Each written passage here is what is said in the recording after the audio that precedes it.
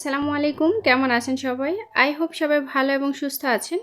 আমিও আলহামদুলিল্লাহ ভীষণ ভালো আছি। নতুন একটি ভিডিও নিয়ে আপনাদের মাঝে আবারও চলে এসেছি।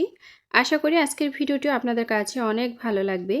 আজকের ভিডিওর টাইটেল এবং থাম্বনেল দেখে নিশ্চয়ই বুঝতে পেরেছেন যে আজকে কোন টপিক নিয়ে কথা বলবো।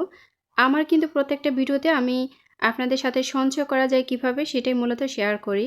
আমার অনেক ভিডিওর কমেন্টে আপনারা লিখেছেন যে আপু আমরা তো গৃহিণী, আমরা তো মধ্যবিত্ত ঘরের। আমাদের সংসারে তো সবসময়ই টানাপোড়া লেগে থাকে। তো আমরা গৃহিণী হয়ে ঘরে বসে কিভাবে টাকা সঞ্চয় করতে পারবো বা আমরা ৳২ উপার্জন করতে পারবো? তো সবার কমেন্টের উত্তর কিন্তু লিখা যায় না। তো যার কারণে কিন্তু আজকের ভিডিওটা তৈরি করা। আশা করি আজকের ভিডিওটা দেখে আপনারা অনেক কিছু শিখতে পারবেন এবং বুঝতে পারবেন। আমরা যারা মধ্যবিত্ত আমাদের স্বামীদের ইনকাম কিন্তু তুলনামূলকভাবে অনেকটাই কম হয়ে থাকে। কারো দেখা যায় ২০,০০০, কারো দেখা যায় ১০,০০০, কারো দেখা যায় ১৫,০০০ বা কারো দেখা যায় ৩০,০০০। ৩০,০০০ হলেও কিন্তু অনেকটাই উপরে। অনেক সময় কিন্তু অনেকের ৩০,০০০ টাকা হয় না। দেখা যায় ১০ থেকে ২০,০০০ এর ভিতরেই সবসময় থাকে। তো এই টাকার ভিতরে কিন্তু আমাদের সংসার চালানো অনেকটাই কষ্ট হয়ে যায়। দেখা যায় বাচ্চাদের লেখাপড়া, সেই সাথে কারেন্ট বিল, গ্যাস বিল, সেই সাথে নিজের খরচ, সেই সাথে কাপড়-চোপড় কেনা, সেই সাথে চাল-ডাল যাবতীয় যা খরচ আছে গ্রোসারি থেকে শুরু করে সবকিছুই কিন্তু এই টাকার ভিতরেই ম্যানেজ করতে হয়। সবকিছু ম্যানেজ করতে, করতে একটা সময় দেখা যায় যে হাতে আর কোনো টাকা থাকে না। আর টাকা না থাকলে তো সঞ্চয় করাটা খুবই কষ্ট হয়ে যায়। তো আমরা যারা মধ্যবিত্ত ঘরের গৃহিণীরা আছি, আমরা ঘরে বসে চাইলে কিন্তু নানা ধরনের বিজনেস করতে পারি। এ নিয়ে কিন্তু আমি আপনাদের সাথে আজকে ৫ টি টিপস শেয়ার করব।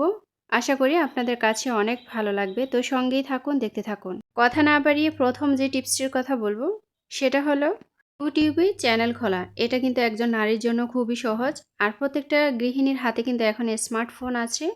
আমরা যেহেতু ঘরে বসেই রান্নাবান্নার কাজ করে থাকি, আমরা চাইলেই কিন্তু আমরা যে দৈনন্দিন লাইফস্টাইল বা রান্নাবান্না কী কাজ করি, এই ভিডিওগুলো কিন্তু আমরা ইউটিউবে আপলোড করতে পারি।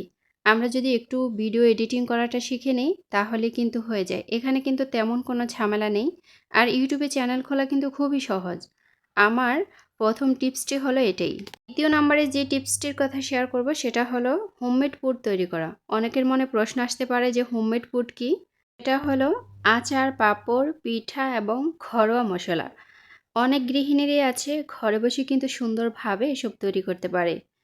আমি বলব আপনারা যদি সুন্দরভাবে এসব তৈরি করতে পারেন, তাহলে কিন্তু আপনারা অনলাইনে এগুলো বিক্রি করতে পারেন। এখন কিন্তু খুবই আধুনিক যুগ। একটা হাতে স্মার্টফোন থাকলেই আপনি ফেসবুক পেজের মাধ্যমে অথবা হোয়াটসঅ্যাপে বা বিভিন্ন নাম্বারে অথবা লোকালভাবে কিন্তু আপনারা এগুলো বিক্রি করে লক্ষ টাকা সঞ্চয় করতে পারেন। ৩ নম্বরে যে টিপসটির কথা শেয়ার করব সেটা হলো সংসারে কাজের পাশাপাশি আমরা চাইলে কিন্তু ঘরে বসে সেলাই কাজটা করতে পারি।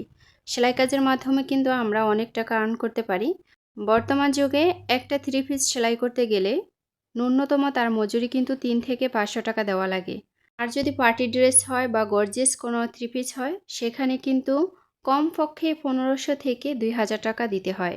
এই যে ১৫০০ থেকে ২,০০০ টাকা মজুরি, এখানে কিন্তু আমার সময় অপচয় হয় মাত্র ২ ঘন্টা। ২ ঘন্টা যদি আমরা মনোযোগ দিয়ে একটা থ্রি পিস সেলাই করে থাকি, তাহলে দেখুন আমরা কিন্তু ১৫০০ থেকে ২,০০০ টাকা পেয়ে থাকি। আর যদি নরমাল থ্রি পিস সেলাই করতে যাই, সেখানে কিন্তু সময় আরও কম ব্যয় হয়। সেই সাথে কিন্তু টাকাটাও একটু কম হয়। আর ছোট বাচ্চাদের কাপড়-চোপড় কিন্তু সবচাইতে বেশি লাগে। ছোট বাচ্চারা কিন্তু কাপড়-চোপড় বেশি নষ্ট করে। আমরা চাইলে ছোট বাচ্চাদের কাপড়-চোপড় সেলাই করেও কিন্তু অনলাইনে বিজনেস করতে পারি। ১ম দিকে কিন্তু আমাদের কাস্টমার খুবই কম থাকবে। একটা সময় যখন আস্তে, আস্তে প্রচলন বেড়ে যাবে, তখন কিন্তু আমাদের কাস্টমারও বেড়ে যাবে। আর কাস্টমার বেড়ে গেলে তো আমাদের অনেক বেশি বিক্রি হবে, আমাদের অনেক টাকা তখন আয় হবে।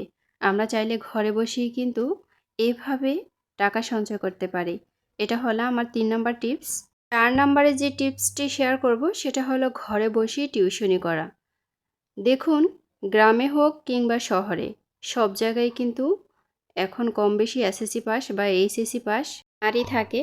তো আমরা চাইলে ঘরে বসেই কিন্তু টিউশনি করে অনেক টাকা সঞ্চয় করতে পারি। গ্রামে একটা টিউশনি করতে গেলে দেখা যায় ন্যূনতম ১ থেকে ২,০০০ টাকা দেওয়া হয়। শহরে করতে গেলে দেখা যায় ২ থেকে ৫,০০০ টাকাও দেওয়া হয়। তো আমরা যদি প্রতিদিন ১ ঘন্টা সময় বাঁচিয়ে প্রতি মাসে যদি ২,০০০ থেকে ৫,০০০ টাকা সঞ্চয় করতে পারি, তাহলে প্রতি মাসে আমরা কিন্তু অনেক টাকা সঞ্চয় করতে পারি। তাহলে দেখুন আমরা যদি প্রতিদিন এভাবে ২ টো অথবা ৩ টা টিউশনি করতে পারি সংসারের কাজের ফাঁকে, ফাঁকে, তাহলে অনেক টাকা কিন্তু জমে যায়। প্রতি মাসে অনেক টাকা কিন্তু এখান থেকে আর্ন হয়।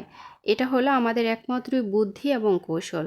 সংসারের কাজের পাশাপাশি আমরা চাইলে ঘরে বসে কিন্তু এভাবেই টাকা সঞ্চয় করতে পারি। এই যে আমি আপনাদের সাথে 4টি টিপস শেয়ার করেছি, এগুলো মূলত আমিই করে থাকি। এই যে টিউশনি করা, আমিও কিন্তু টিউশনি করে থাকি। সেই সাথে ভিডিও শুরুতে বলেছিলাম প্রথম যে টিপসটি, সেটা হলো ইউটিউবে চ্যানেল খোলা।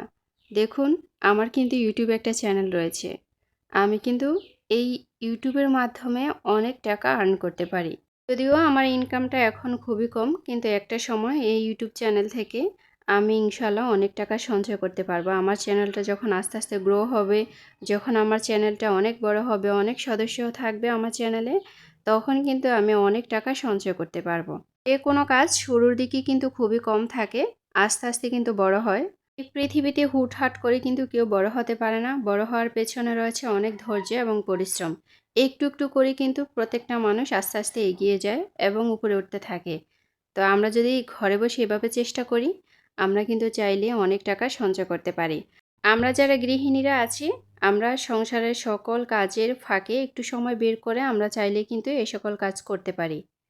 ৫ নম্বরে যে টিপসটির কথা শেয়ার করব সেটা হলো হ্যান্ডমেড তৈরি করা বা হাতের প্রোডাক্ট তৈরি করা। অনেকে আছেন অনেক কিছুই জানেন কিন্তু করেন না। যেমন ধরুন বিভিন্ন ধরনের জুয়েলারি, মাটির আসবাবপত্র অথবা বাঁশের চালুন তৈরি করা। অনেকে চালুন, ডালা, হাজি বা চোকনা বা বড় বড় ওরা যে যেটাই বলেন না কেন, এসব কিন্তু ঘরে বসেই তৈরি করে অনেক টাকা সঞ্চয় করে। আপনারা যারা এসব জেনে থাকেন তারা কিন্তু ঘরে বসে এসব তৈরি করতে পারেন। এসব বানাতে যেমন সহজ, তেমনি কিন্তু দেখতেও ভীষণ সুন্দর। ঘর সাজানোর জন্য কিন্তু অনেকে এসব কিনে থাকে, আর এটার কিন্তু বাজারে প্রচুর চাহিদা। আপনারা চাইলে ঘরে বসে কিন্তু এসব তৈরি করে বিক্রি করতে পারেন। এটা ছিল আমার শেষ টিপস। আশা করি আমার টিপসগুলো যদি আপনাদের ভালো লাগে, অবশ্যই লাইক, কমেন্ট এবং সাবস্ক্রাইব করে আমার পাশেই থেকে যাবেন। আপনাদের একটা লাইক আমার কিন্তু ভীষণ উপকার হবে, আমার চ্যানেলটা কিন্তু আস্তে আস্তে গ্রো হবে। সেই সাথে কিন্তু অল অপশনটি আপনারা প্রেস করে রাখতে পারেন। এতে করে আমার ভিডিও ছাড়ার সাথে সাথেই নোটিফিকেশন আপনাদের মাঝে চলে যাবে। আপনারা সময় সুযোগ করেই কিন্তু ভিডিওটা দেখে নিতে পারবেন। তো যাই হোক, 5টি টিপস আপনাদের মাঝে শেয়ার করেছি। এবার ভিডিও নিয়ে কিছু কথা বলি। দেখতেই পাচ্ছেন এখানে চিংড়ি মাছ কেটে নিচ্ছি। এই চিংড়ি মাছের কিন্তু প্রচুর দাম, এগুলা খেতেও কিন্তু ভীষণ মজা। আর বর্ষাকালে কিন্তু এই মাছগুলো সবচাইতে বেশি পাওয়া যায়, বিশেষ করে গ্রামের দিকে। তা আমার বাড়ি যেহেতু গ্রামে, আমি কিন্তু মাশাআল্লাহ অনেক ধরনেরই সামুদ্রিক মাছ পেয়ে থাকি। ভিডিওর শুরুতে আপনাদের সাথে কিন্তু লতি পরিষ্কার করা এবং লতি কাটা শেয়ার করেছি। তো আজকে কিন্তু চিংড়ি মাছ দিয়ে লতি দিয়ে রান্না করে নিব। অনেক দিন হয় লতিটা কিন্তু আমার খাওয়া হয় না, বছরের প্রথম বলতে পারেন। যেহেতু বছরের প্রথম জিনিস, এটা তো একটু মজা করেই খাবো, তো রান্নাটাও একটু মজা করে করে নেওয়ার ট্রাই করছি।